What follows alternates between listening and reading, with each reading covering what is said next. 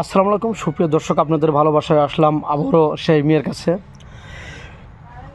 মেয়েটার শুনবো জীবন কাহিনী। আসসালামু আলাইকুম। ওয়ালাইকুম আসসালাম। হ্যাঁ আপু, কেমন আছো তুমি? জি ভাই, ভালো আছি। আপনি কেমন আছেন? আল্লাহ তালা খুবই ভালো লাগছে। তো যাই হোক, তোমার ফ্যামিলি কেমন আছে? সবাই ভালো আছে? জি হ্যাঁ ভাইয়া, যেভাবেই থাকুক আলহামদুলিল্লাহ মোটামুটি।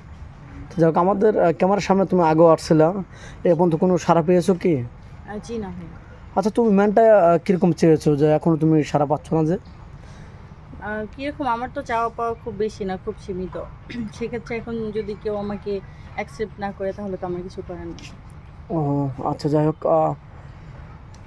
কোনো প্রবাসী ভাই বা বাংলাদেশ থেকে বা কোনো ভাই তোমাকে বিয়ে করলো, বিয়ে করে বা প্রবাসী কোনো ভাই তোমাকে বিয়ে করে বাইরে চলে গেল তোমাকে রেখে, শ্বশুর শাশুড়ি বা ননদ নংশাস মানে সবাই আছে, তাদের সাথে তুমি খারাপ ব্যবহার করবে, আচরণ করবে? কেন খারাপ ব্যবহার করবো? তারা তো আমার পরিবারের মতোই হবে, তাই না?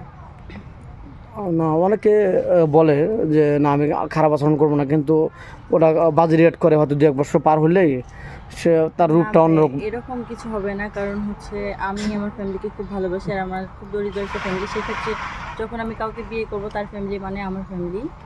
তো খারাপ ব্যবহার করার কোনো কারণ থাকবে না আশা করি। আচ্ছা, তোমার ফ্যামিলি থেকে তোমাকে বিয়ে দিতে পারছে না, এরকমটা কেন? মানে কি তোমাদের দেখে যৌতুক লাগে নাকি?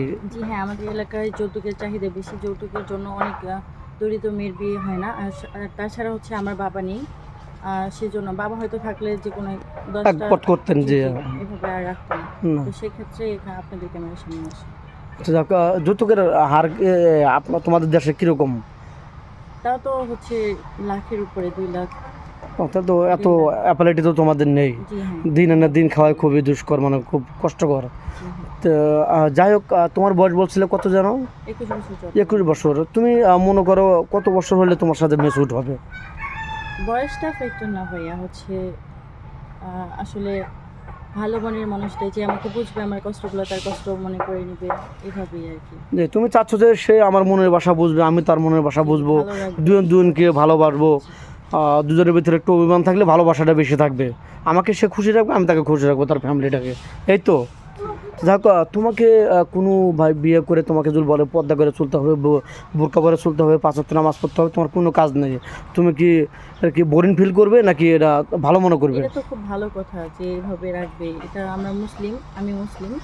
তো আমি জানি পর্দা মুসলিমের জন্য একবারে কি বলবো, একবার পুরোপুরি জায়েজ অবশ্যই। আর খুব ভালো একটা কথা। আর এটা কয়জনে করতে পারে? এটা তো আমার জন্য অনেক ভালো কথা, ভালো একটা বিষয়। আচ্ছা, যাক, স্ক্রিপ্টটা আর বাড়াতে চাচ্ছে না। দেশ প্রবাস থেকে ভিডিওটা যেহেতু পাবলিক হচ্ছে, মানুষ দেখবে, তোমাকে কীভাবে পাবে একটু বলো তো? ভাই, আমার তো কোনো পার্সোনাল ফোন নাই। আমি গ্রাম থেকে নতুন আসছি ঢাকায়, আর এখানে আসা। তো যাই হোক, যদি কেউ আমার সঙ্গে যোগাযোগ করতে চায় আপনাদের মাধ্যমে করতে পারে। আচ্ছা, দর্শক বন্ধু শুনতে পেলেন, মেয়েটা খুবই গরিব, ওর কোনো ফোন নেই। আমাদের নাম্বার দেওয়া থাকবে, মানে ইউটিউব চ্যানেল কর্তৃপক্ষের নাম্বার দেওয়া থাকবে। কেউ ভিডিও কল দেবেন না, ভিডিও কল দিলে ব্লক করতে বাধ্য হবো। ভালো থাকবেন, সুস্থ থাকবেন, সবারই কামনা করি। আল্লাহ হাফেজ।